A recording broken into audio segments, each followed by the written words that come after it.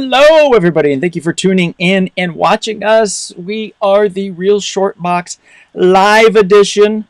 My name is Donald, and the gentleman in the middle is Kevin, and the gentleman off to the far right of your screen would be Jarrett.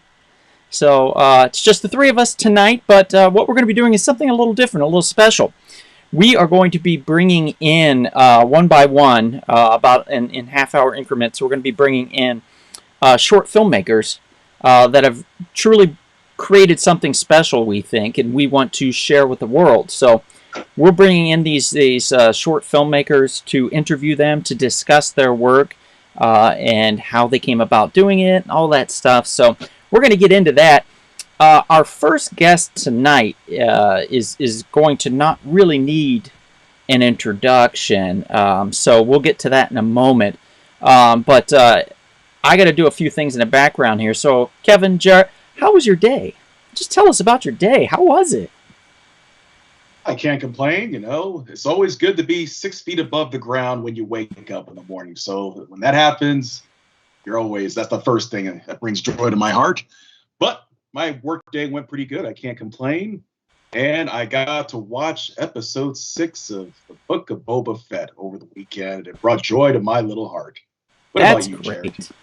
I was sleeping in a sleep deprivation tank 6 feet below the ground, so it was actually great. Oh, wow. Felt one with myself and the universe. No, today was great. It was beautiful weather here over in Napa. And I was happy because I just watched the last episode of Peacemaker. Ooh. And that show is it's going directions I didn't think it would. It's just a lot of fun. And I hear the ratings are going up. I hear the ratings are pretty good too. I think it's like one of the best shows, like most watched shows out there right now. Yes. And one of the best scores for a show, because they've embraced the glam hair metal rock bands, and they're just going to town.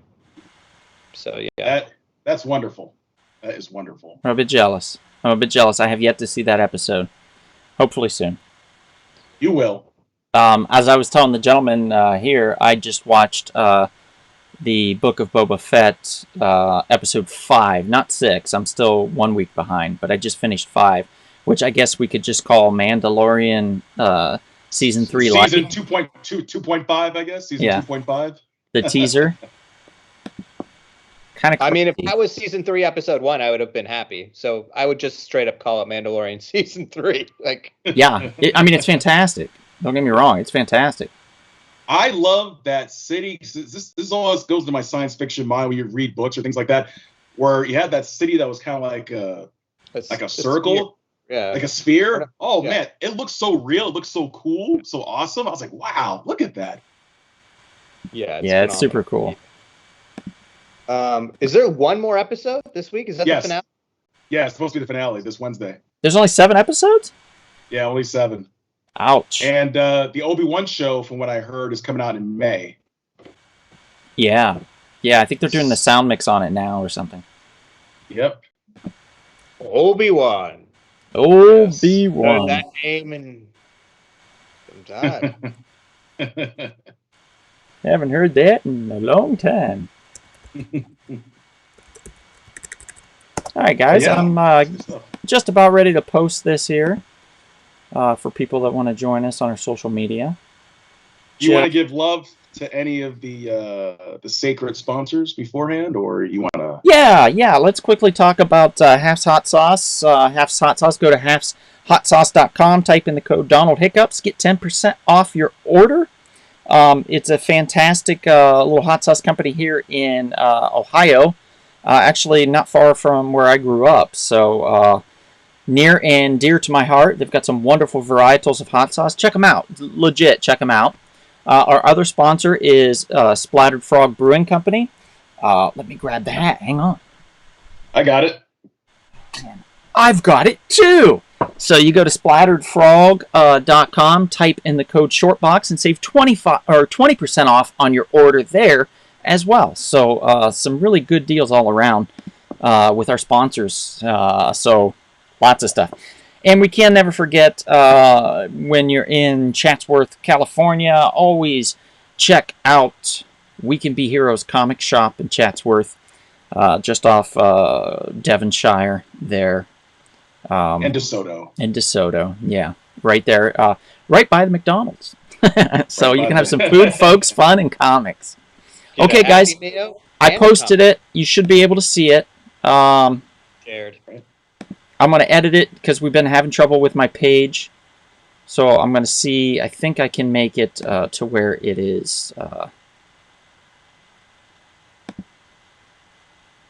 ready for... No, I think we're good. We're good. Yeah. Yeah, we're good. Okay, cool. All right, so I'm going to close this part out here. And I'm going to move us on. So our next person that we're going to be bringing in here really doesn't need much of an introduction. In fact, his name's in the bottom corner here. You can probably see it on the screen. It's one Mr. Darren Manell. He's actually created a short film called Dying for a Living, and it's got its world premiere coming up. I believe it's in April, I want to say, but let's let him let us know that, give us the dates and everything. So let's bring in Darren. I'm going to bring him in here, and 2 shakes of a lamb's tail. Coming to the Alright. stage, Darren. The Pontificator. Yes, the Pontificator. Okay, adding him now. And let's see if we can bring him in here. Gentlemen, get your dollar bills ready. We've got Darren Manell coming to the stage. It could Oh, only be gentlemen. Darren. Hello. The Pontificator is here.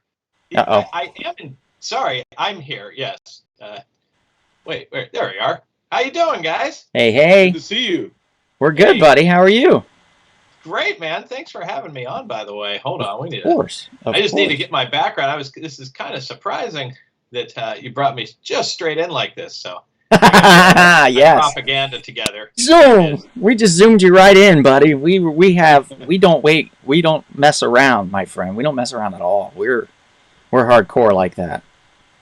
So I see. Okay, Super I've hardcore. got everything ready here. Okay, cool. How you doing, guys? Yeah, Doing congratulations, sir. yeah. Oh, no, thank you. Congratulations to you guys as well. You know, this is like the only podcast that I've ever been a part of. So I'm really happy that after especially such great news that we've got today, we've crossed 114,000 views in 23 hours. And Right. I'm glad that you guys are the first people I can talk to about it. Well, I'm toasting Awesome. to that. Exclusive. Yeah. Oh, please.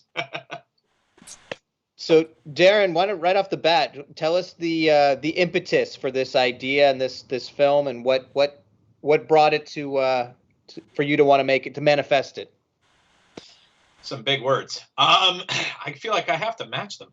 But anyway, so what we're kind of doing here is initially, there was I work on a show, and there were a couple of guys who were really interested in making a project. So they, we kind of sat down, we were having, lunch down in Burbank, and we just started talking, and they said, we really would like to shoot something. And as I often know, Donald knows this very well about me. Whenever someone wants to shoot something, I immediately will take interest depending on what it is they would like to shoot. And I said, just know, guys, that I'm serious and I will proceed with something here if you want to do it. Like, no, that's great. Do you got a script or anything that you can send us, or an idea? And I said, I have a script that I wrote many years ago that just, I really wanted to get out there, and it actually got shut down twice during the pre-production process, which was super unfortunate. Once due to some creative differences, and the other due to just some folks just maybe not getting into the project the way I'd hoped. So I sent these guys the script, and that was who played Christo and Joe, which is Chris and Jed. I sent them the script. And they got back to me and they said, Darren, this is really something we would like to do. I'm like, guys, I haven't even rewrote this thing yet. You have no idea what it's going to become. And alas, with a lot of hard work and stuff like this, we just really wanted to get this off the ground. And then as we were filming it, just things kept changing. Things kept looking better. And it was becoming something I didn't originally think that it would become. And very, very happy with it. Dude, yeah, it's excellent. What I wanted to say first off, the first thing you notice is the quality of the craftsmanship that went into this production. It doesn't look like somebody got their first camera. You know what I mean? It looks like someone knew what they were doing. That it was filmed properly. It was filmed very well. It looks great. It's crisp. It's beautiful.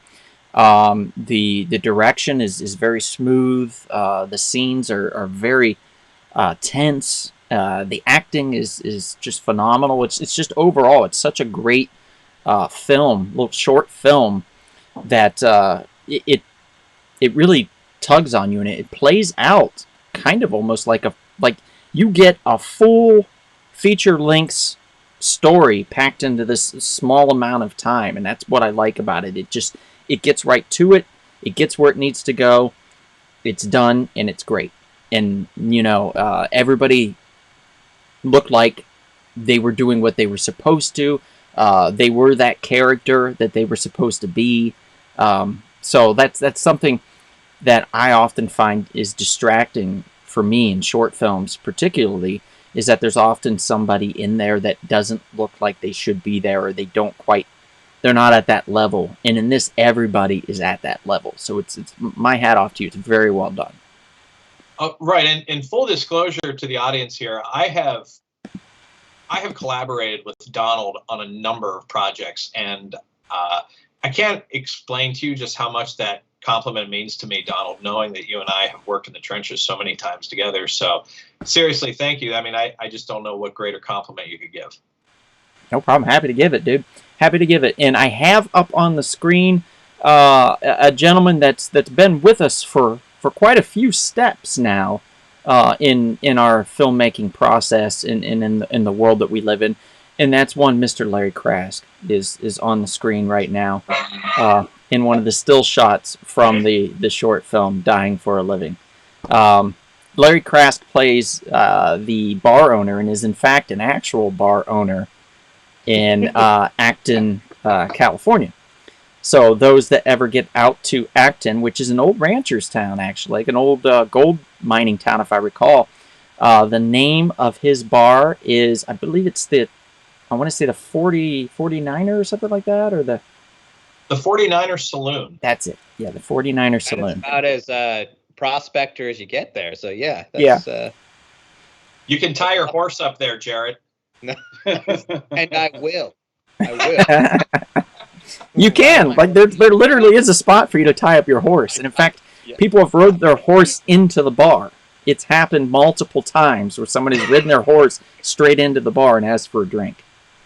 I don't know whether it was the horse that asked for the drink or the guy on the horse. That cannot be confirmed, so I don't know. But damn, I want to hope it's the horse. I really do. So, Darren, I got another question. So, I mean, obviously you said this is a short film you wrote a long time ago, but now that you've completed it, is there any inkling or desire to want to expand on it? Or I'm not saying like necessarily make it a feature, but like, I guess what's next for you if regarding this film? Well, Jared, I'm definitely going to answer your question. I want to lay something out beforehand before I do that, because it'll really, I think, enhance my answer a lot. So as a filmmaker, especially as a writer, I have two major principles and goals that I always seek to do. One of which is maximum engagement of the viewer. And secondly is to think of your audience at all times when you're writing. Kind of anticipate what they're going to think they're watching. Because I myself violate a very big rule in the industry. They say there are producers and there are consumers, and you should not be both. I want to be both. I really enjoy watching other people's work. It's something I've my whole life, going back to like age 5 when I could quote Big Trouble in Little China front to back. I mean, this is just kind of something that I do. So to answer your question, knowing that, Jared, the audience in many ways has given me inspiration to expand upon this in future installments. And I think because of the amount of comments that I've received about that. It is definitely something we would like to do, and are probably going to continue to do. These characters are scoring very well with our audiences, and that in and of itself, I think, is a tribute to them. You know, because you can write a script, you can give people lines, but if they can't bring them to life, it doesn't matter. And so I really want to just take a moment to give a shout out to them. I'll even call them by name: Chris Armis, Jed Bernard, Larry Krask, Brianna Judy, Jamin Thompson, and of course our tech crew, which is only 3 people: Angela Santori, Tim Sloan, Michael Jenkins, and of course Oliver Goodwill, our composer. And of course the 3 bar patrons who volunteered their time: Dan Judy, Catherine Manel, and Chaz Sutton. Like, because of all of their hard work and their effort, I definitely believe I have stories in my head of where we can go with this, and we've been offered locations, and we have a lot of enthusiasm. So I think Jarrett, we might be expanding upon this. Enthusiasms, I like it. Good. And we've got some people in the chat here I'd like to say hello to. Hello to Maria, Katie, Jed, and Christopher. Thank you for joining us.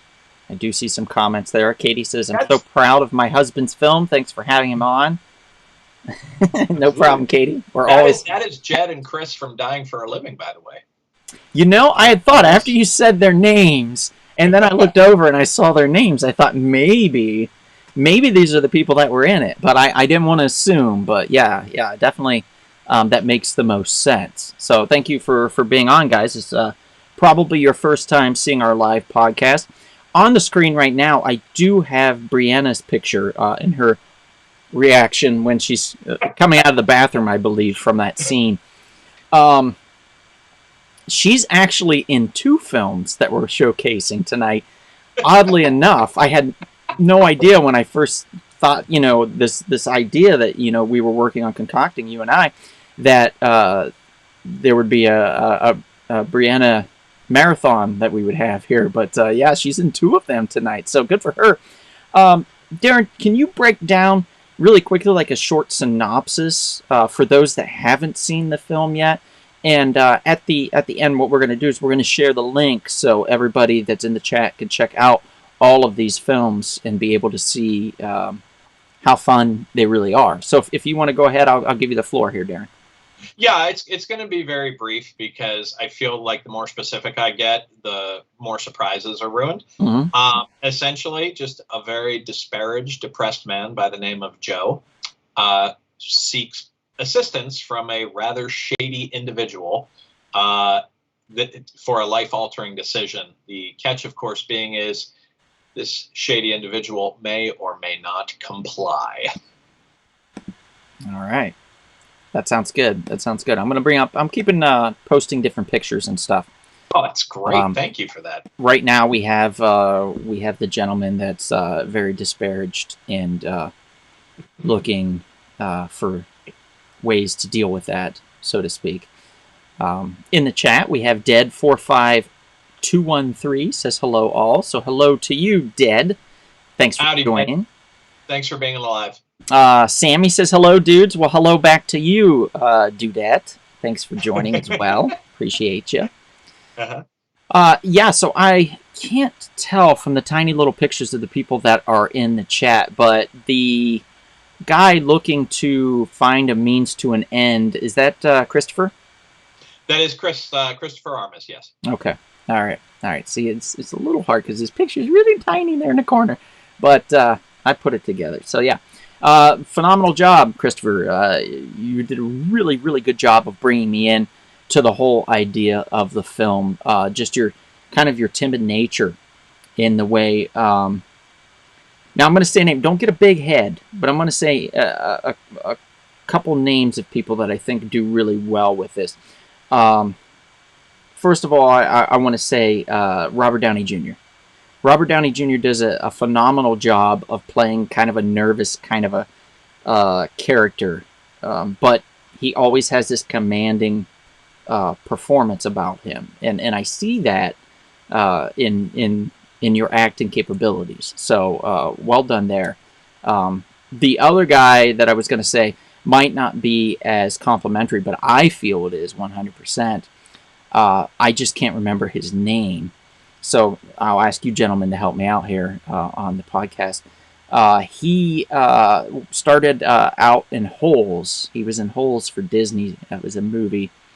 And then he kind of lost his mind after a bit and filmed himself watching all of his movies. He was in Transformers. Shia LaBeouf? Thank you. Yes, Shia LaBeouf. Also has that kind of nervous, timid kind of energy that really brings you in to the nature of the film, so to speak. So I felt that there was that kind of that type of energy that made me like I'm instantly like I'm clenching my cheeks. You know what I mean? I'm like, you know what's going to happen with this poor guy. What's that? I said which one? Well, all of them. Let's just say, you know, I have pants and a mask on, so no one could see anyway. So. And then who is the heavy? Who is the That's Jet Bernard's character, I believe, right? Oh yeah, definitely. Yeah, you could definitely tell that's him from the little picture. He was like a young Terry Silver mixed with like Vince Vaughn or something. Like I liked his energy a lot. It was good. I think, Darren, you could take that character and expand him, and if you ever do turn this into a full feature-length film, I think he has a lot of potential. I like that character, Christo. Oh, thanks. Yeah, no, I actually was writing down ideas like 20 minutes ago on my little Apple Notes here about if we do another installment, I think I might want this, and this with Christo. Yeah, thanks. Matter of fact, we could do a movie, The Adventures of Christo. It's a great title too, Kevin. Although I'm gonna have to pay you probably for the trademark. It's not a great title. The Adventures of Christo. Don't call it that. Set him up, he just knocks him down. Right.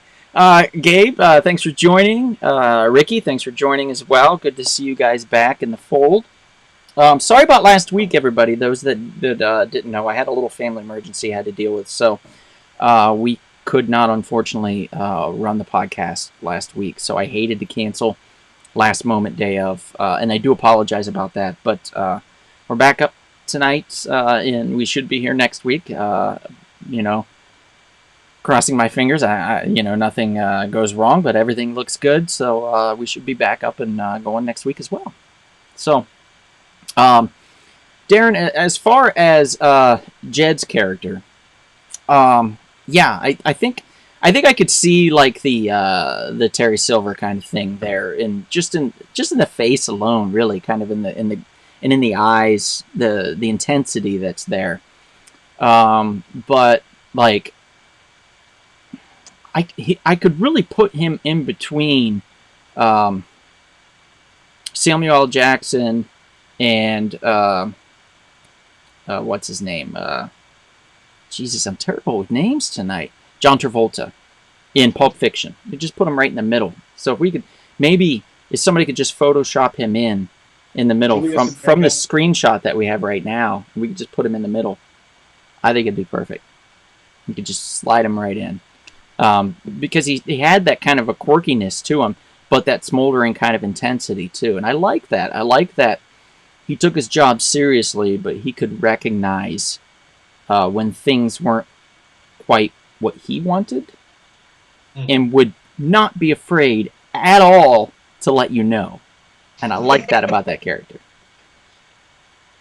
Yeah, no, it's interesting. Like, one thing, and this is something that they never tell you in filmmaking, but I'm sorry, it's the absolute truth, and I know you guys can attest to this. What is on the page doesn't necessarily make it to the screen. Something different gets on the screen. Sometimes it's really good, sometimes it's really not. I give Jed a whole lot of credit as a professional, because what was on that page, not only did he bring that out, but Jed really brought an original touch to everything. There are certain lines that I added in the script because he suggested them. And you know, guys, with the script and seeing the short, everything is very rhythmic. Like it has a tempo that it moves at. But so I was very specific about what I wanted. But I mean, Jed, he gave ideas that were just fantastic that I'm like, I can't keep this out. Like, this is great. And it's just a great example of Jed is a really nice guy. He's very, very friendly, professional guy, but also too, like, because of that, I can say without a doubt, he had to work at this role to get to where he needed to. This didn't come naturally to him. And I think that that's a great testament to him as an actor. And yeah, I just wanted to make sure to get that out because it is something that's always on my mind. Like, you know, these guys that just fall into these roles, like, they worked, they prepped, you know, and if I could pass any message along to an actor, preparation makes a huge difference. Oh yeah. And yeah, it was impressive to watch. Just real quickly, my mother's on, everybody. Go ahead and say hi to my mom and dad. Hey, hello. Hi, Mr. Jenny. Happy belated birthday to you. Hi, Mom. Hi, Dad. Thanks for joining. Hello. It's probably Mom. Dad's probably watching TV, but it's probably Mom, I would assume. So thanks for being on, Mom. Darren, I know when you were talking about preparation, I remember when you came over and we were working on a film together. And you kept going over and over with me. What are your intentions? What are your intentions? What do you think about this character? What do you think this character's thinking? How can you get yourself to think what this character's thinking? What can put you there in the mind of that character to get there? And that was important and really kind of eye-opening in a lot of ways, particularly when you don't get a lot of people when you're working with somebody. They just want you to be at their thought level as far as when there's a character out there that they have in mind, you have to come in when you're auditioning and know that you have to know what the director's looking for, either when the director's looking for it or before the director's looking for it. You can't do it after. It's too late. So it's either at that moment or before, and the director goes, you know, I wasn't, because oftentimes when I've done auditions, and Darren, you've seen it, I was like, man, I wasn't looking for this, but geez, that person was fantastic, and I could change my character to match kind of his personality a little better, you know. So sometimes it works that way, but if you don't do your homework, and you just come in and you're like, yeah, I'm gonna nail this, 9 times out of 10, 9.9 times out of 10, it's not going to work. It's not going to work at all. So hats off to these guys for really nailing it and knocking it out of the park. Katie says, the crew was wonderful as well. Darren, Mike, Tim, Oliver, and Angela all did a stupendous job with their roles on and off set. Thanks to everyone, cast, crew, and background for all of your hard work. Oh, that's very nice, Katie. And Katie, I saw you in there in the film. Right. I saw you got a small part in there, and it was awesome. I'm sure you can't complain for your role and your surprised disdain of having to leave so suddenly, I would imagine. But you played it really well. You did. You really did. Darren, really quickly, is there something that you want to bring up about this film that people that are just now coming in, it might hook them and say, you know what, I want to go check this out. I'm going to click on this link. What could you say, or what do you want to add about the process of this film that we could throw out there to our listeners, to people watching right now? I think what I can put out there best is that, man, there's really a lot I could say. I would say just my general philosophy of making a film that I'm going to share with you will either encourage you or discourage you from watching it. One of which, like I spoke with Jared about earlier, I always think about the audience first. Secondly, and I'm not the person who quoted this is Freddie Mercury, singer from Queen. It's not that I'm out there acting like I can change the world with my art. I want to just make something that's very good and can be enjoyed. I think that when a film gets released, there are people that they are looking for an outcome as opposed to just making a great project and letting the audience tell you what they think. And that, just know I'm always thinking of you when I write. When you think this film's going one direction, it's going to go another direction. If you think that you figured it all out in the beginning, man, I can't tell you how many people have tried playing that game in the opening credits, and they just make one error after another. They're on their toes all the time. Like, we just don't give you everything. And I think that also, too, what I would say for people that are out there seeking a message, there is definitely a strong theme within this, of course, namely the theme of knowing what your purpose is. I feel like in society, there are definitely a number of people that don't feel like they have a purpose. And this is definitely about a character who's struggling with his purpose. Mm-hmm. And he's speaking to someone who is probably the last person you would want to talk to about this. However, like I said, I don't want to unfold too many things, but there is definitely some depth to it outside of just being entertaining and good. So I think that this is for you if you're looking to watch people who just worked really hard to give you something that would engage you. Yeah. Yeah, this was a high caliber short film. You got a really good story. Normally, and again, with short films, it's really hit or miss. But the camera work was so well done. No issues with the sound at all. It was perfect. The picture was perfect. The lighting was wonderful. The sets, the backdrop, everything. It just all came together so well that, Darren, I think, unfortunately, you've built yourself up so high now. I don't know if it's going to take a bit to top it, so you've got some work ahead of you, buddy. It's a good challenge. It's a good challenge to have. Yeah, I love the challenges. Good. Yeah, I would go the Terrence Malick route and just not make films for another 7 years or something. Actually, it was 20 years of one. Very nice of you, Jared. Thank you. I was trying to, encourage him still, not. Yeah. Right. Actually, Yeah. We did actually, we had a postmortem. I know this is super old school, but we did write down if we film anything more, which there was really no if. Everyone's on board to film more from cast and crew.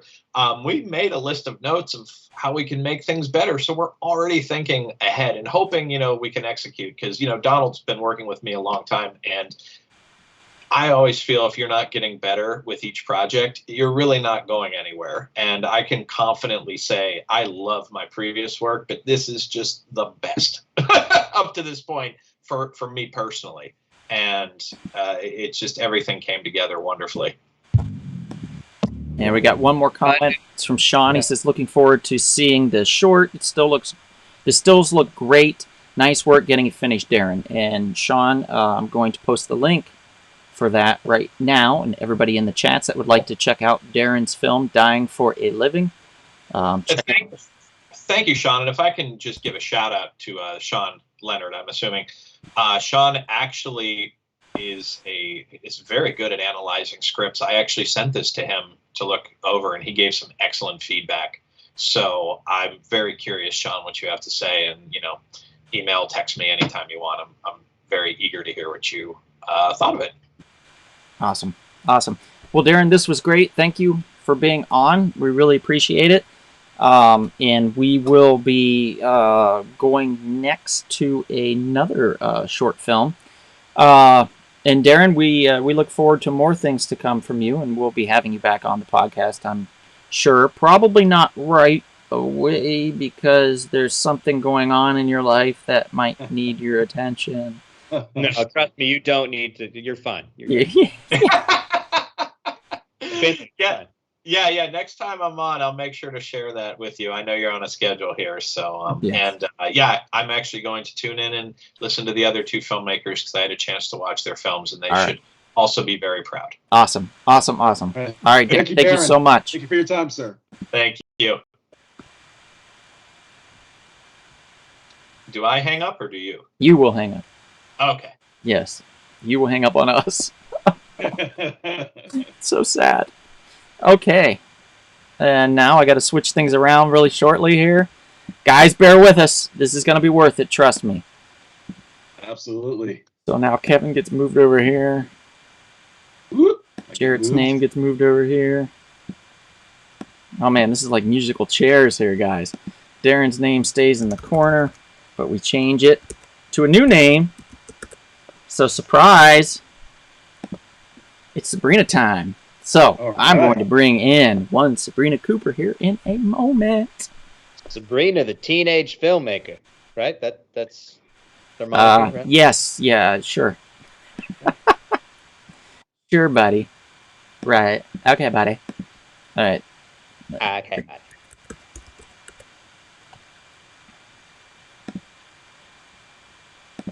Anticipation. Right. Here we go. And I am bringing her in here momentarily. My sweet pea forever. Hi. Hello. Hello. Thank you for joining us. There you are. Hello. All right. You kicked Jarrett out for some reason. It's a really old Skype name. That's all right. There we go. Okay. So I just got to change some names around here real quickly, Sabrina. So you're not Jarrett, and you've got your own. Where are you located, Sabrina? I am located in Sherman Oaks, California. Oh, okay. Okay. Yeah. Although not actually from here, like everyone else. That's true. Where are you from originally? I'm from a reservation in the center of Louisiana. Oh, Really? wow. Wow. Is this around your Cajun country? Yes, very much so. Yeah, because now I'm listening to you, I can hear that Louisiana accent there. Yeah, I still have a bit of it. Somebody asked, they said, are we allowed to talk about show movie spoilers in this chat? What's the grace period? Dead, if you're talking about Spider-Man, yes, you can talk about Spider-Man. But if you're talking about these short films, you might want to give it a chance for other people that haven't seen them, that are discovering them now, to kind of enjoy them and get to know them a little bit. Jed, Yeah. thank you for being a part of this as far as being in the chats and stuff and being very active. We appreciate you as well. And Katie as well. I like your work, Jed. I like your work. Very silver. So All we're right, so- going to be posting links to all the films, so we want people to see them. You know? Right, So right, yeah. we want filmmakers to get you excited, and then you see them. Right, but I'm not going to post it right away. See, No. I thought about this. Sabrina, I thought long and hard about this, and I was like, what if I post her link, like, right away? And then I was like, I bet you somebody's going to, like, click on it and go right to it and start watching it. They're going to get so involved in it that they're going to forget that there's a live podcast. And then they'll come back and be, oh, no! And then it'll be on to somebody else at that point, you know?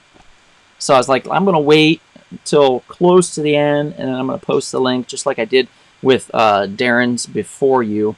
And Sabrina, we're talking about your short film. It's called Bend in the Road.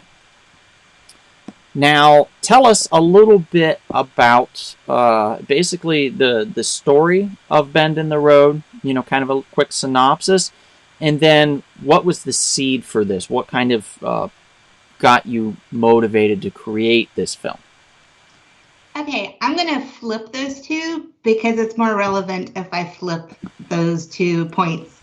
I used to own a dance studio in Central Florida, Celebration, Florida, to be quite honest, and I had dance teachers.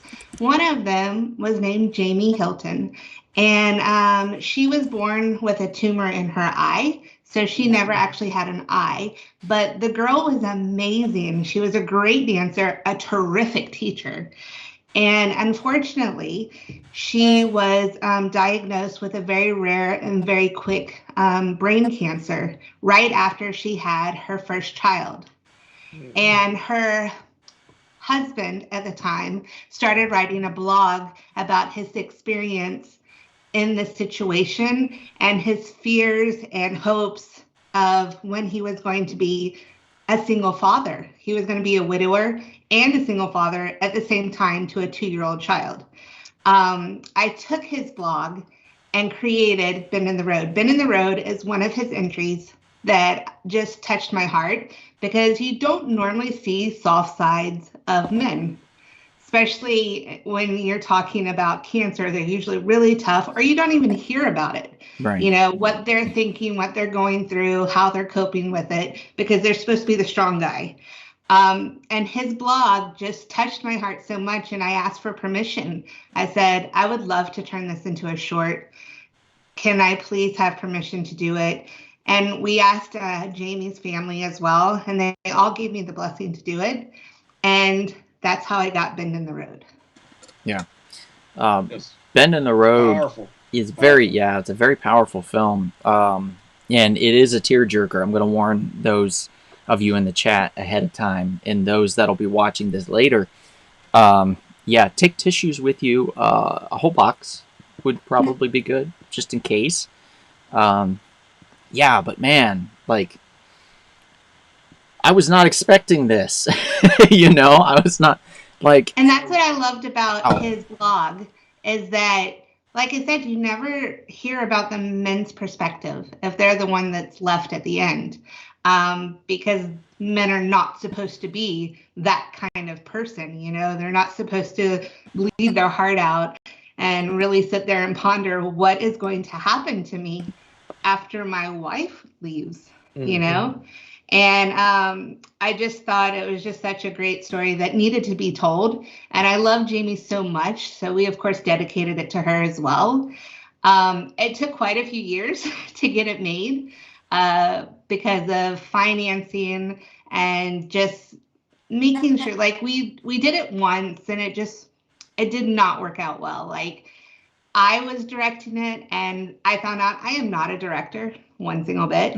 I'm a producer through and through. Mhm. And then I just found a great director when I went to AFI that loved the story as well. And he was like, oh, I'd totally do it. Let's shoot it in a weekend. I've got a great vision for it.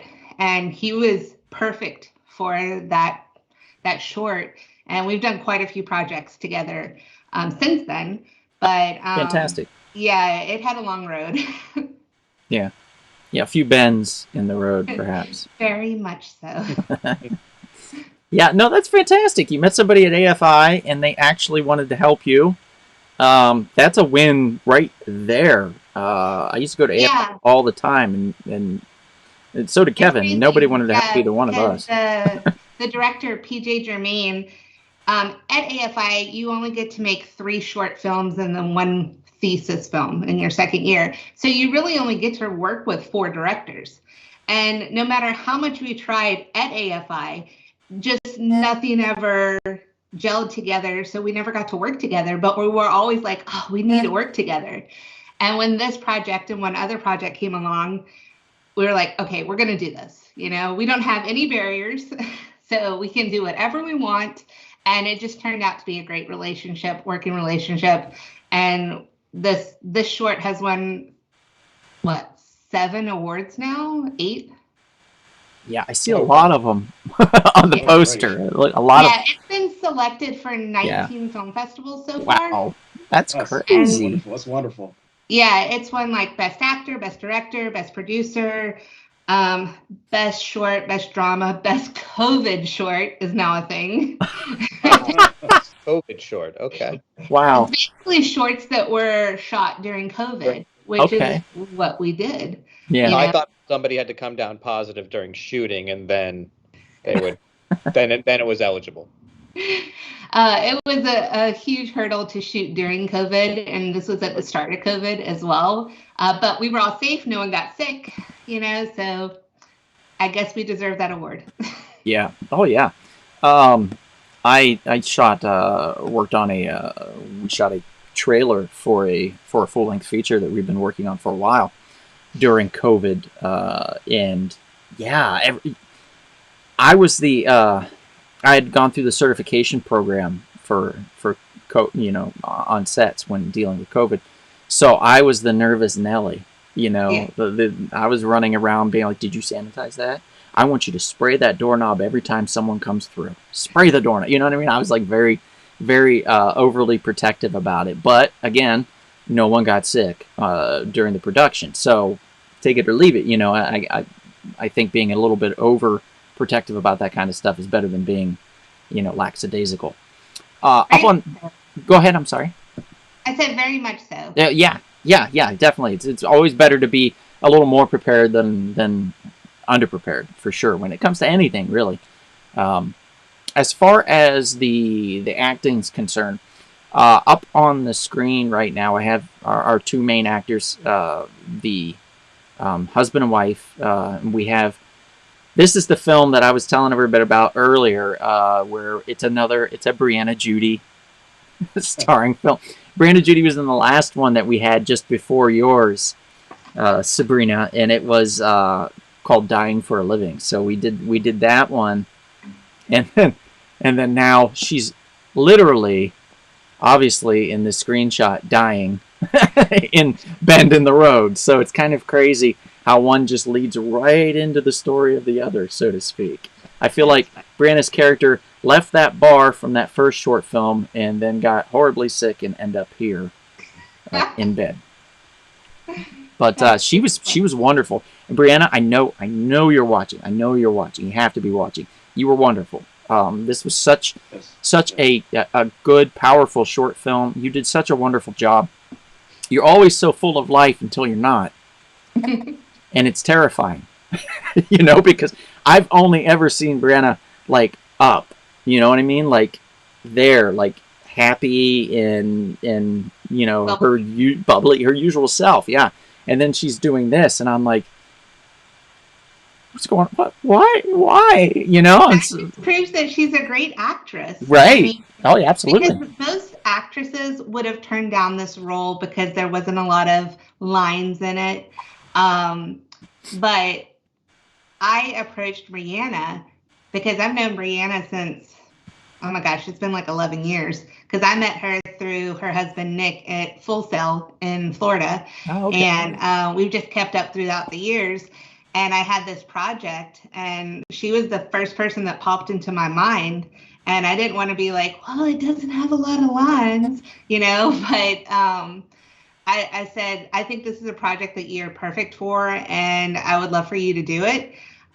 So take a read. And she read it, and she was like, yes, I'll do it. Because it was different from a lot of stuff that she gets to do. Right. Yeah. Because a lot of people do, not that she's pigeonholed, but a lot of people do ask her to do the very excitable, very happy kind of character that, and she would do that well. But this is a very stark difference from what I'm used to seeing with her. And yeah, it's devastating to watch, but also I feel like it's necessary, particularly with the relationship they have, what they go through, and what happens with the jewelry, so to speak, without going too far into it. I thought was just wonderful. I was upset for a moment because something was happening and I did not like it. And I was like, why are you doing this? That's not nice. Stop it. And then in the next breath, it turned into this wonderful thing. And I was like, oh, okay. Now I forgive him, Which is exactly why when I read his blog, I was just like, this has to be made. Yeah, so you were probably going through it. Yeah. And speaking of the blog, did he see the film?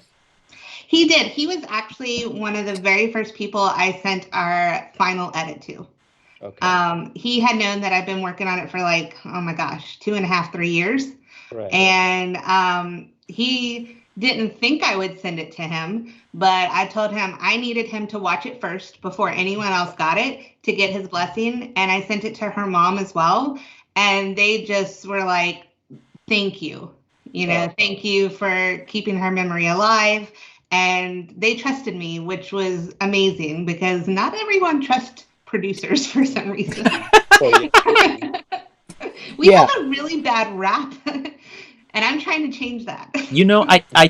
I've always felt this, and after doing it numerous amounts of times, being a producer is absolutely the most thankless job in the industry. You get zero credit for anything, but you are so proud of what you've accomplished. And I've always felt that if people don't know it and nobody sees it, then you've done an even more amazing job. Yeah. because you've been able to keep that all down below the level of interference and noticeability, so people aren't like distracted by what you're doing. You're just doing it and getting things done, and that.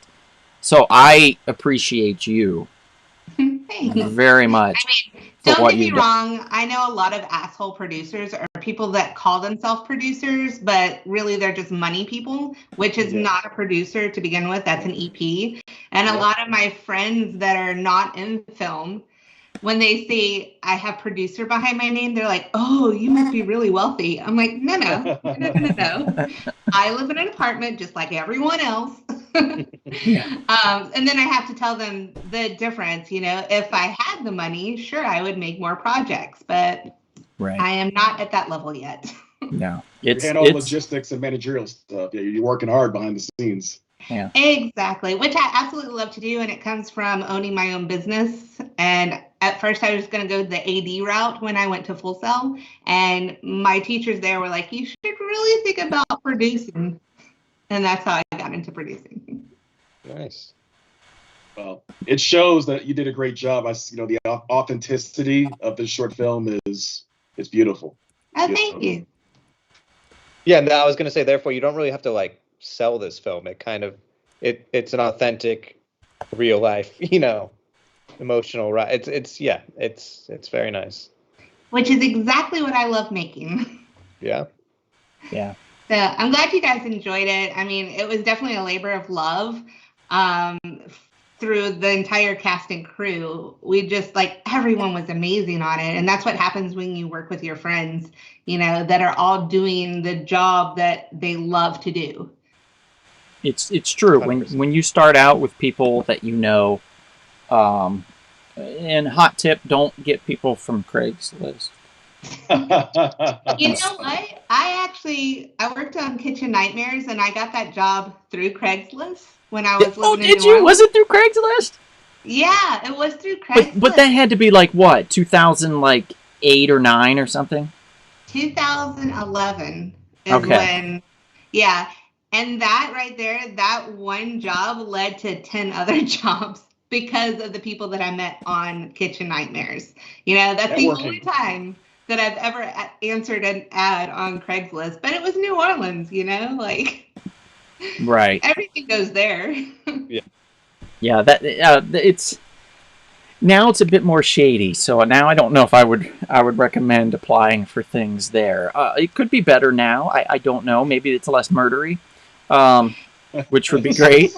I create my own projects now, I don't do any assistant working. I just do my own stuff now. Oh, that's great. Yeah, you don't have to reach out to anybody on Craigslist for anything. But that was the one time I did, and I had a great experience.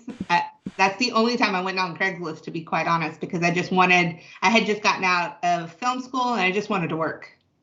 Now, the link, I just did post it in the chat here. So those that want to take a look, it is Bend in the Road. If that link is not live clickable, just copy it and then paste it into your web browser.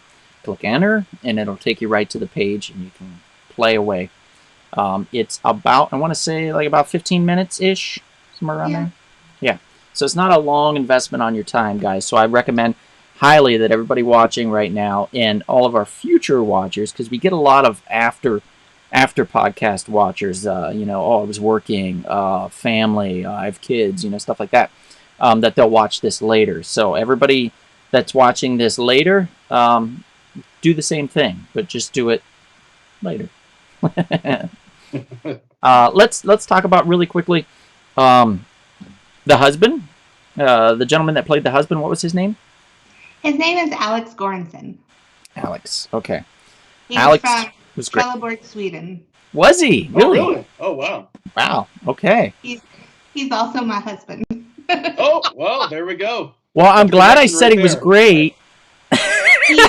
What's funny is that one of the things that we spearheaded with this project, and I guess why another passion of mine, is because he kept getting cast, but they would never let him speak. And it's because he has a very slight accent, which a lot of people can't place to begin with.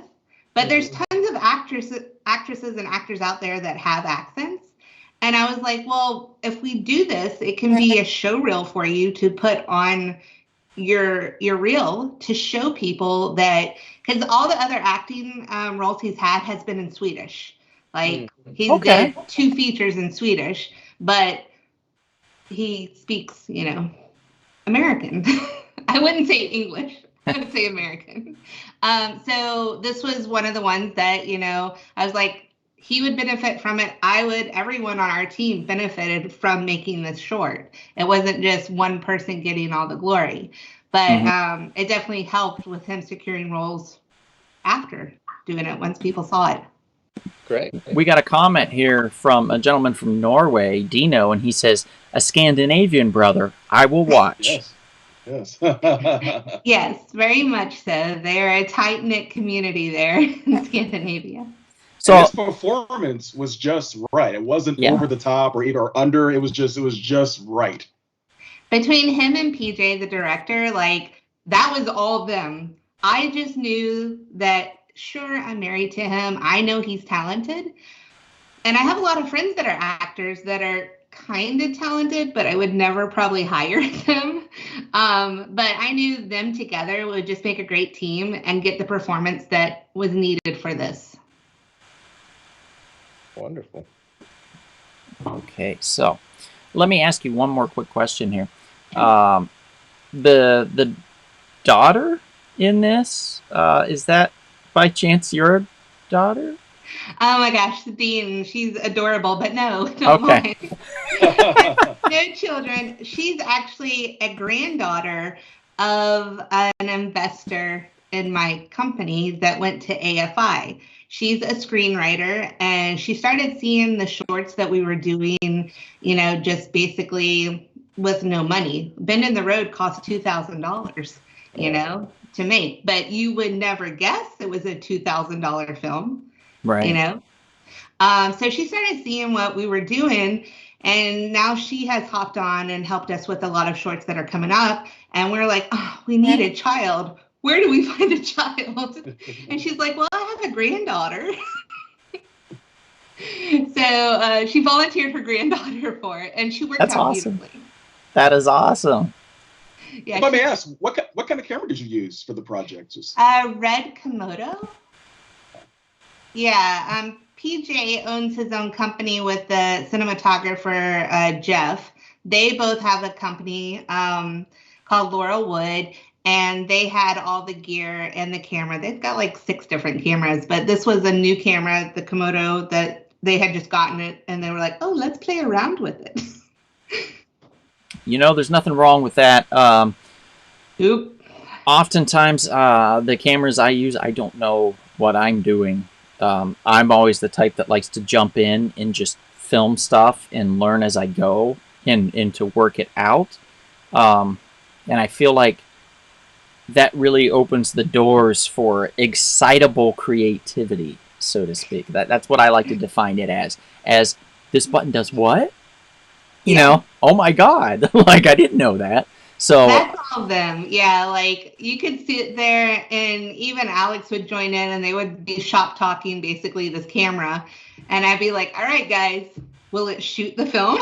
Like, I'm glad you know all the ins and outs of it, but what kind of footage are we getting? Right. Yeah. You know, like that's just me being a business mind. I'm like, it's great. You want to play with your toys, but we have something to do here. So can we do it with it? Okay, right. Great. And they're like, oh, let me get my my little drone here and see if I get some. And you're like, no, we don't need a drone shot. No, but I could try to get it could be really. No. We're indoors, you guys. We don't need the drone. Just right. That was the last project that I just did. I just shot a web series. It's a gay comedy. And the director was like that. Every single toy he could think of, he's like, oh, we can do this. Oh, we can. I was like, no, we can't. No. We have a budget and a time constraint here. Right. Yeah. Totally get that. I know. I understand budgets and time constraints. We got a few people that popped in. I know I said Dino earlier. Alex just popped in. Hello, Alex. Thank you for joining. Sabrina, Alex is a writer. He's written a lot of great stuff, particularly some comic book work. You always should check out his work. One of the new projects that he's worked on is called Headless from Scout Comics. I'm just saying that because if you read it and you're like, wow, this is something that needs produced, you know, there's connections here. So always keep that in mind, and that's for anybody that's on our live podcasts, and even out there in podcast land watching us or just listening to us. There's always connectability here, so never be afraid to reach out to any of us to say, hey, so and so was on there saying some things. Who was that? Can I connect with them? If they're willing, we're happy to do it. And one more thing here, real quick, Sabrina, before we have to go. What would you want to say about this project that hasn't been said yet? People just coming in and stuff that you want to kind of just let them know that this means something to you. This is important. You want people to watch it. You're proud of your work, and I know I can talk for the three of us here as well that we very much enjoyed it. What can you say to the people watching right now? What would you want to add, in other words? I just hope people enjoy the story and see a different perspective in life, especially from the men's point of view, something that you don't really see. And then after they watch it, go ahead and check out our website and see all the other projects, because we are a very diverse in what we do. We don't just do one genre. But I hope they enjoy it, because we all loved making it, and I hope everyone loves watching it. Yeah, I know we did, and I think everybody else will. Katie definitely in the chat says it looks very inspirational and moving, and she looks forward to watching it. So you already have a future fan here, Sabrina. So thank you so much for being on, and thank you for joining us tonight. We really appreciate it. You have a good night, and thank you for watching, everybody. We'll continue on with our next person here in the podcast. And we'll be discussing another short film here, so stay with us. I'm going to go ahead and move on here to that. So give me one moment. And we're going to change. And this is our third and final filmmaker, right? Yep, third and final filmmaker of the night. This is exciting, guys. Paul Thomas Anderson, Licorice Pizza, you guys. Let's give him a round of applause. All right. It's not a short film. It's a feature. Are his films ever short? No, they are not. No, not really. His short films. His very first one. His short film, his very first one, was 1 hour and 45 minutes. That's right. Yeah, that was his ultra short. He was like, "Oh, you need something really small and light," you know. I'm giving him an accent for no reason whatsoever. He's from the valley. So he's got from the valley. Hey, dude. Hey, you like Encino, huh? Yeah. Hey, dude. Wow, you like Encino? I'll just give him a Keanu accent. Whoa. You know, Magnolia is one of my favorite ones from him. Steel Magnolias? Yes, it's a very powerful film, Kevin. Come on. All right. Let's go ahead and bring in Pete, everybody. All right. Our ArcLight and Comic-Con buddy, Pete. Mm-hmm. And Coming here we to the go. Stage, Pete Mendoza. Dun, dun, dun, dun, dun, dun, dun, dun, dun, dun. Texas. Yeah, there you go. You got it. You got the reference. Dun, dun, dun, dun, boom, boom, boom, Texas. boom. Kick Jarrett out again, so let me put Jarrett back in. All right. There Jarrett he is. keeps getting kicked out. Texas. I feel like I'm here. There he is, Pete. You hear us, brother Pete? You hear us, Pete? Pete, the cat? Can you hear us, Pete? He doesn't look like he can hear us. Which would make it seem like, yeah.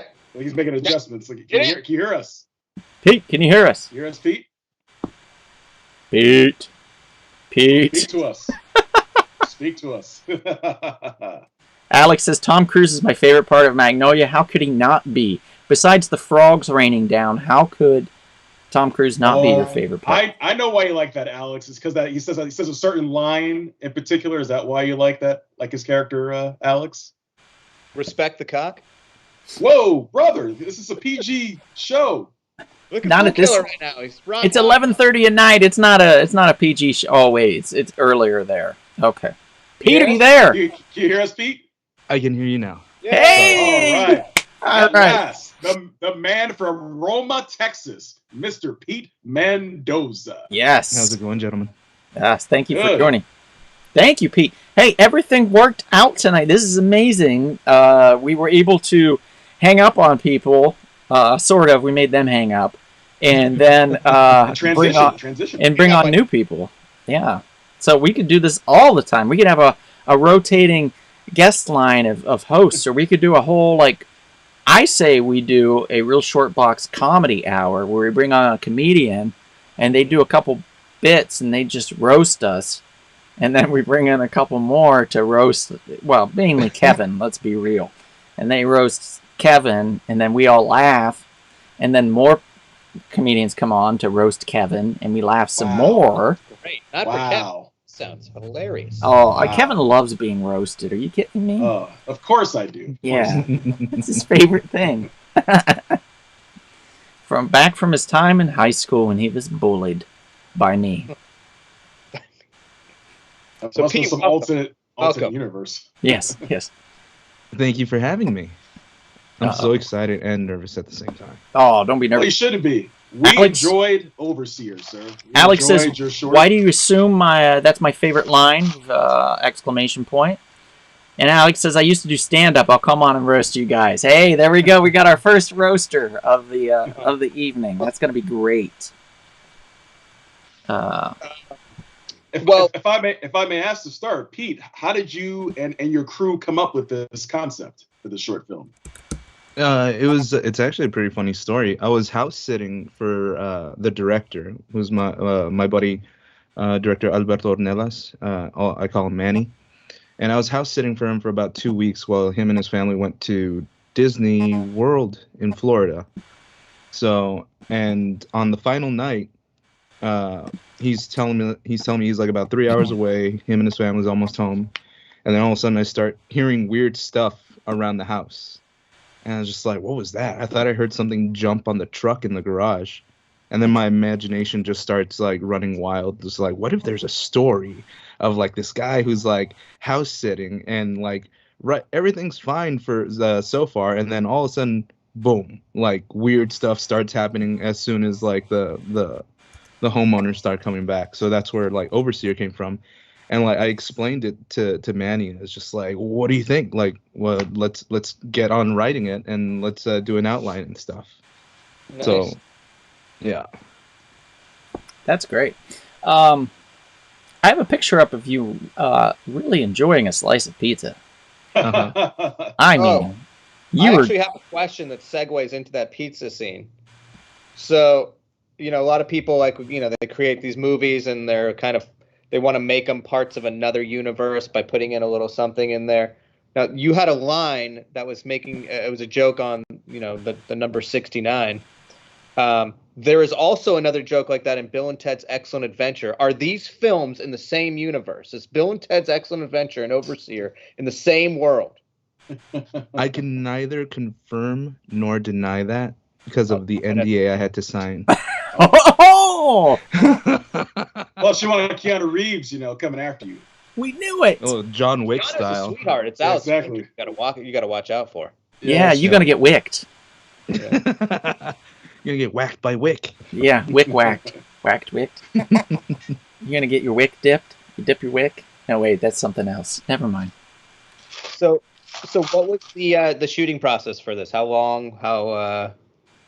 It was just a one night shoot, like one day shoot. Like we shot the couples getting ready to leave the house during the day during golden hour, and as soon as it became the evening, that's when we did all the inside stuff and with the delivery guy. So we did it all in one day. For those that don't know, golden hour is where everybody on set wears gold. They all have to wear gold shirts, gold pants. Gold necklaces, chains, some that are really like formal from back in the 20s, they will even paint their faces gold. That is golden hour. Well, actually, now that it's this one came out in 2020, no. So that golden hour we had showers. We had showers going on. Golden hour showers. Yeah. Gotcha. The golden shower hour. Lighting. That's very disturbing. It's the best lighting to get Pete on. This is the late night. This is Pete. This is why I had you on last. After hours. Right? Yeah. Yeah. It's the real short box like after. A 24-hour festival. It wasn't into a 24-hour film festival. It was just one of our goals was to try and do 52 short films in a whole year. So it was just like, yeah, it was just like, so trying to crank them out as quickly as possible. But he lives like the director lives like 3 hours away from where I live. So trying to get scheduling done, like we couldn't really reach that goal, but eventually we want to try and churn out that many, just like short outlines that we can make into like feature films. Just like the notes that you write down for a film, like we shoot it and then like, okay, now we've got all these ideas like set on film. So now let's try and expand that. Oh, that's that was interesting starting concept. in 2022 or 2021 with the 52. We were trying to do this in 2021. Okay, how many did you shoot? We were only able to get like a handful. Like we got like 5 down. And then because we were also working on documentaries. We did some people from that were homeless around the Brownsville area of Texas, and it was really nice to like engage with those people. He also does commercials for local businesses, so I help him out with that. Okay. And his film studio is The Bomb TV, and we work so well together. He ended up helping me create my own film studio called Petrol Pictures. Petrol Pictures, yes. Nice. Yeah. And you do a lot of I've seen a handful of these. You do a lot of reaction videos, and you do a lot of like playthroughs as well on your YouTube channel, I believe. Yeah, Tens TARDIS. That's my YouTube channel. Yeah, so I've watched you on there. I enjoy watching you on there. You know, it's hard. It's easy to get on FaceTime, I guess, and it should be, but not everybody has an iPhone. So, you know, without like, and if you don't be like, you're not near Skype or you don't have it or Zoom or anything like that, it's hard to connect with people and you know, get to like, and just call them up and talk to them on the phone and stuff. So this is nice. It's nice to see you again, Pete. Very nice. It's nice to get part of the old Comic Con crew together again. Crew, yeah. Right, the old ArcLight crew, even Jared by extension is a part of that through Marty and all the films that he did with him. Marty being an old crew member of ArcLight as well.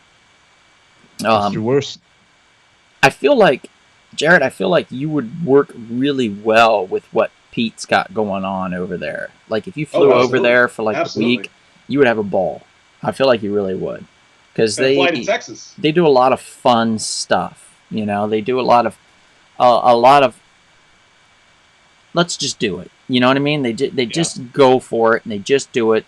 There's no hesitation, and I like that about them. They have this thought in their head. They have this image of what they want, and they find a way to get it done. And that's the kind of filmmaking I come from. That background, you find a way to get it done.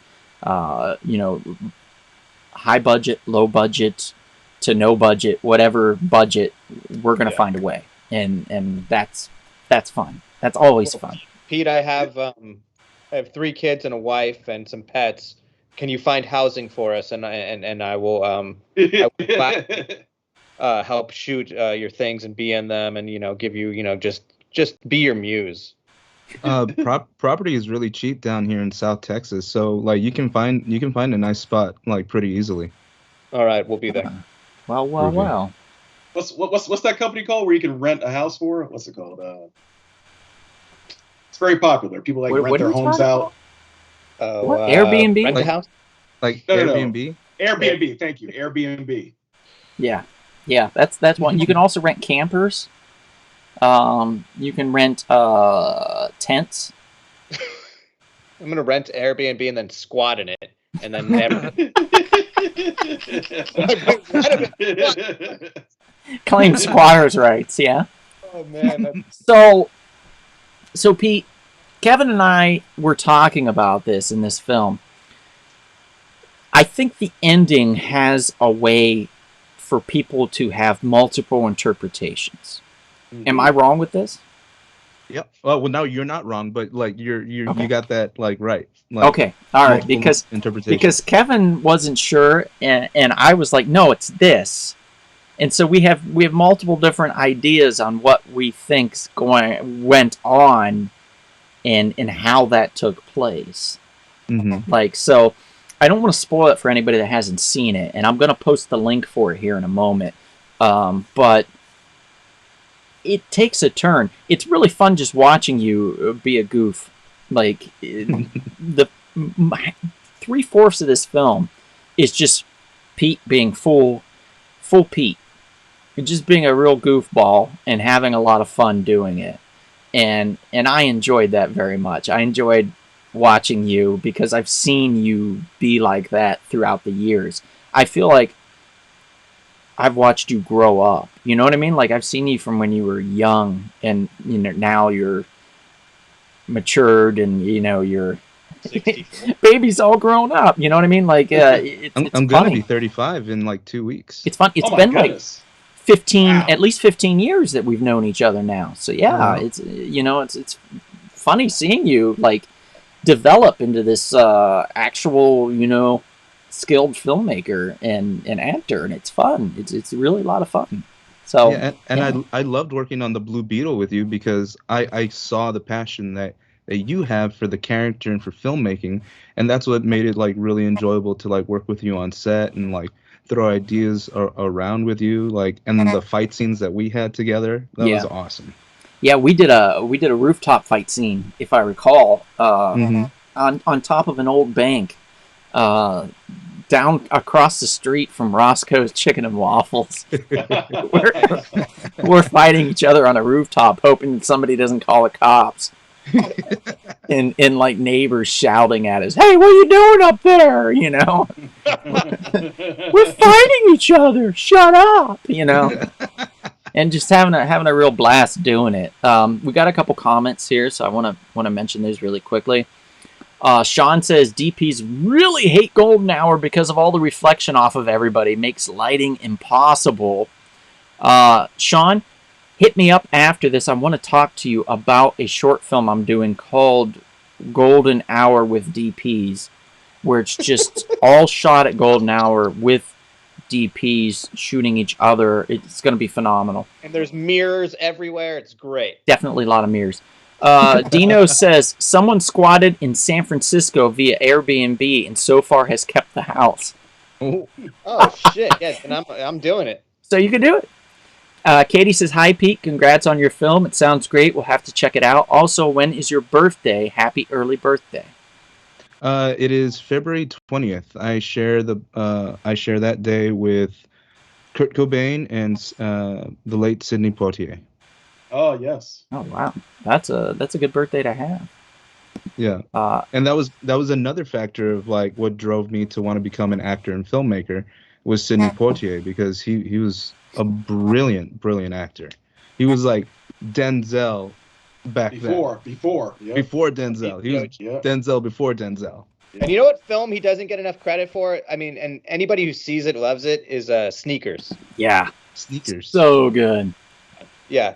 Go see Sneakers if you. It's not about shoes, but Robert Redford, River Phoenix, Dan Aykroyd. It's like the craziest cast ever, and it's a brilliant film. It's such a crazy cast to have worked so well together. Yeah. Like, you would think that there would be some type of on-screen like fights, or like, you know, somebody's pushing somebody, or you know, somebody's irritated. But I think they just all got along, and they were all professional in shocking, you know, like they did their job, you know. Which, you know, it's funny. This year's the 30th anniversary of that movie. It came out in '92. Oh wow. That was a film somebody was like, "Let's watch it." I was like, "Nah, this looks lame. Sneakers, what the hell?" And then it became one of my favorite films. Yeah, it's really great. It's really great. Sean even agrees. He said Sneakers is fantastic, very underrated. Alex says, "Oh, did he play the Joker?" Yes, Alex Pete was the Joker. Yeah, season 1. I don't think the Joker was in any Any other seasons? I think it was just season 1, right, Pete? I think. Yeah, I think it was just season 1. Yeah, we kind of ended it on a high note with you. That last episode was a lot of fun too. Getting kidnapped by you. With this funny little doll that's in the back seat, and it starts spewing smoke out of its mouth and knocks us out in the car. It was just a lot of fun. We had a lot of fun filming. Chris. Yeah. Me and the Blue Beetle and Dr. Hypnover. I don't know if anybody knows this, but I created a web series called The Blue Beetle Ted Cord Returns. Never. Really? Oh. It's on YouTube under the Rumble Spoon Productions banner, where you can find this lovely live podcast you have seen before you here. So be sure to check it out. You can also search in the YouTube box for us as well. I'm going to post a link for everybody to check out Pete's film here, so you have a chance. Don't start watching it yet. Wait till after we're done, and then watch it. Also want to add that Pete is an outstanding makeup expert. Yeah. I'm not a makeup expert, but I love playing around with special effects makeup. He's really good with special effects makeup. Yeah. Every time you come to Comic-Con with us, I mean, you just look awesome every time you put something together. Alex says, took me a second, but since he has no makeup on, but the rooftop fight brought the memory back. So nice. Alex actually, he's a pretty. I'm still surprised by this. He's a big fan of the Blue Beetle web series. He very much enjoyed it. All 4 seasons, so I was very happy to hear that, particularly because season 1 was such a labor of love, but such a low-budget labor of love. You know, we were using Mr. Visa for that one from me, and so it was like, look, Pete, you've had 2 Doritos today. Like, I can give you a third. I can give you a third, but that's it. Like, I have to share the other Doritos with. We had one of the little mini bags. You see, we didn't have a large one. We had the minis. So everybody got 2 to 3 Doritos. It was rough. It was a rough go. But seriously, it was the lowest budget I had. Pretty much probably for most of what I've done. Now, Chris, that we've talked about earlier, we've done a few when we go on vacation. So we always go and we use the location as the backdrop. So we've invested thousands of dollars to go like to Thailand or to go to Loch Ness, places like that. And those are coming, those short films. We shot them, they're in the can, and they're coming, and they're going to be fun.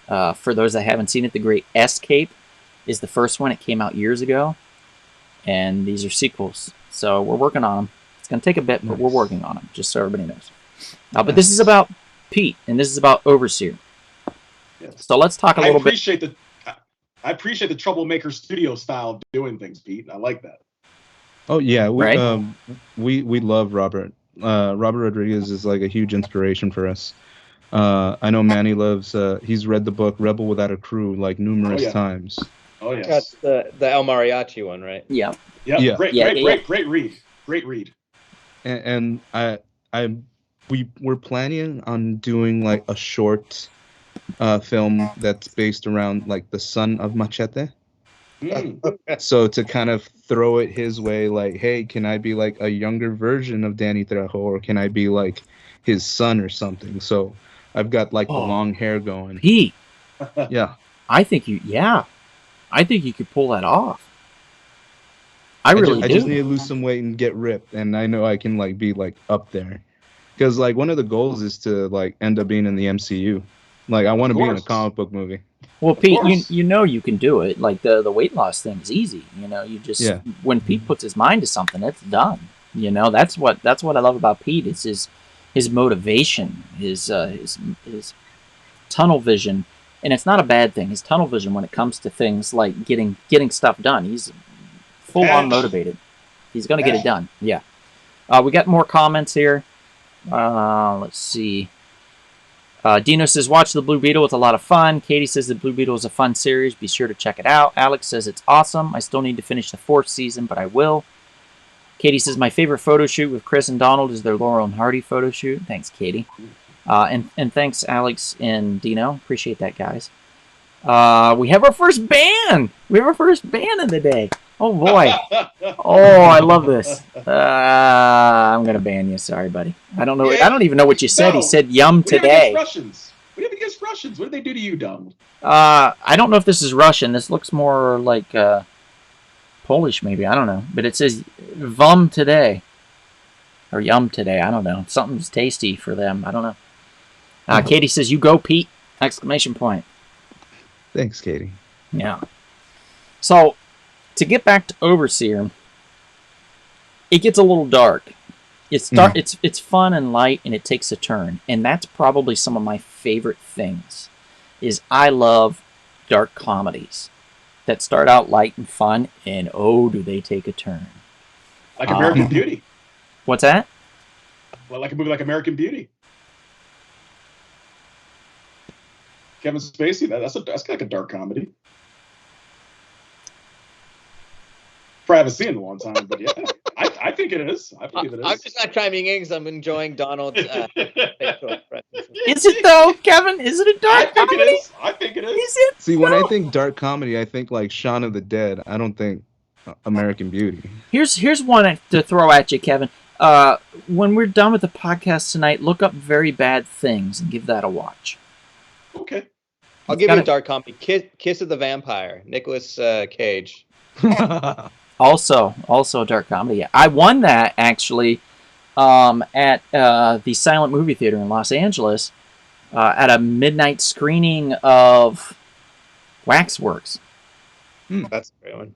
Yeah, and the director was talking about another film that he had done. He had done Waxworks 2, and he was talking about Bruce Campbell, and he said, what film did Bruce Campbell do that had to do with vampires?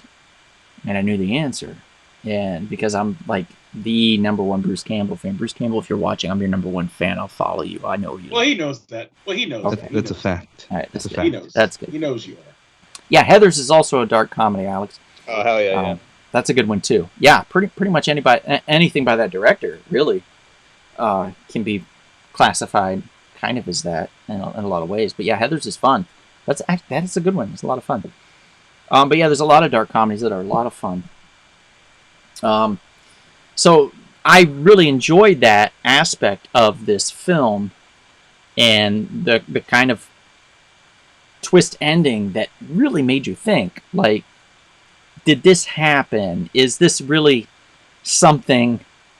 Like, is he no longer with us? Is this like an afterthought? Was this a dream? Who are these people? Are they cannibals? Are they demons? Was there a demon? Are they, slaves to a demon? Are they, there's so many questions that you have in your head when you're watching the ending that it just kind of gets a little nuts. And Alex, no, I'm not spoiling it at all, because this is just a lot of questions that I had thinking about it. You'll see when you watch it. But it's very, very good. So thank you for sharing it with us, Pete. Yeah, very much.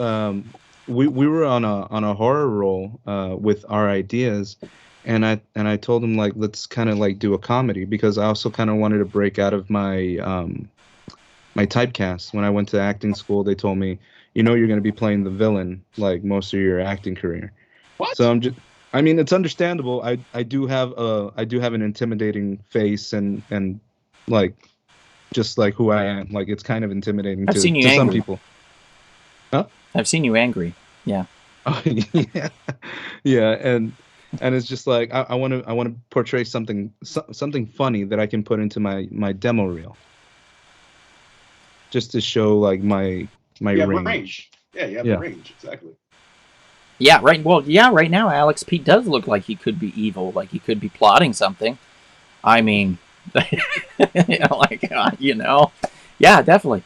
Pete, if you had one thing to share with everybody right now, before we wrap this whole thing up, what would it be about? Whether it be about your productions or about this film, what do you want to share to the audience that's watching right now, or the future audience that will be catching this after? Because we do get a lot of views after. A lot of time when we're creating these projects, it's just an outline.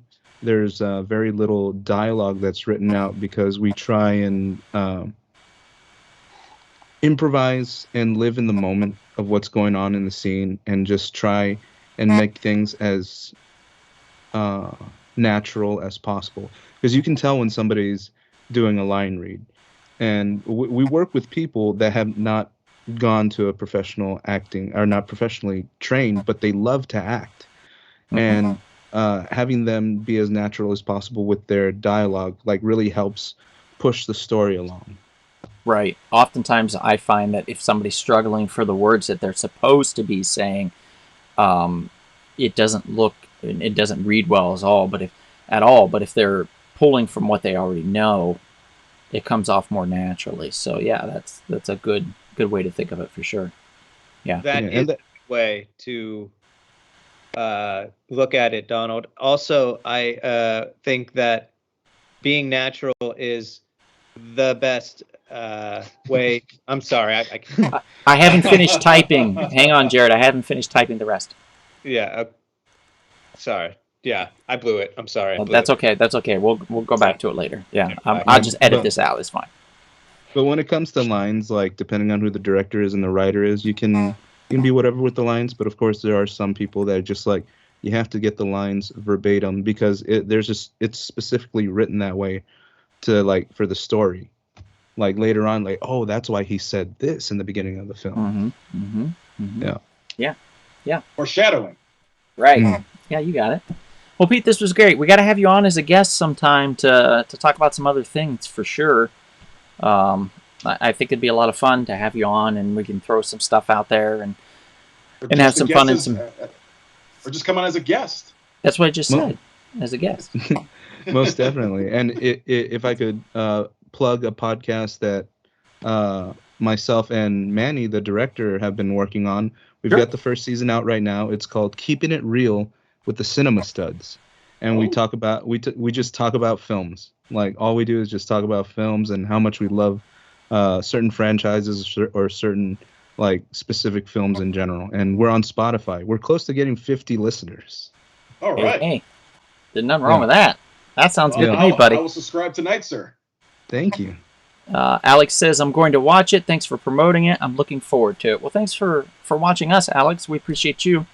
And we appreciate all of our viewers and listeners right now. Thank you for tuning in to the Real Short Box. We do this podcast, this live one, usually about every week, barring any emergencies. We do this about every week, and we do also have an audio podcast. Usually comes out on Thursdays or Fridays of every week. That is seen all over Spotify, iHeartRadio, Spreaker, you name it, Blurberry, you name it, we're on it.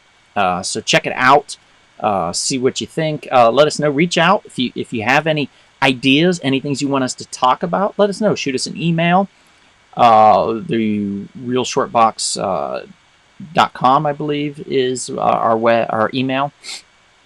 You can also reach us on Instagram, on Facebook, on Twitter. You can leave a message under our YouTube on our pages, under in a comment or whatever. If you want to do it that way, that's fine too. Let us know what you think, and catch us on YouTube, Rumble Spoon Productions. And Pete, what are the names of the of your production companies, and if you have websites to go with them? There's petrolpictures.com, which is my film company. And then there's thebombtv.com, which is the director, Alberto Ornelas, who I work with very heavily. And and our podcast is Keeping It Real with the Cinema Studs. Okay. Thank you, Pete. And I've shared the link for his short film Overseer one more time here. At the end, so you guys can click on it. And if it's not a clickable link, just copy it and paste it in your web browser. Click enter. It'll take you right to it. It's YouTube. You can just press play and enjoy. Pete, it's been wonderful. Thank you. And Kevin, Jarrett, and myself really appreciate you. And appreciate everybody out there in podcast land that has given us views and likes and been so generous with the thumbs up. We really appreciate that as well. Thank you for tuning in. And if we don't see you out and about anytime soon, perhaps we'll see you at the wild, wicked, but always witty comic book shop. night, everybody.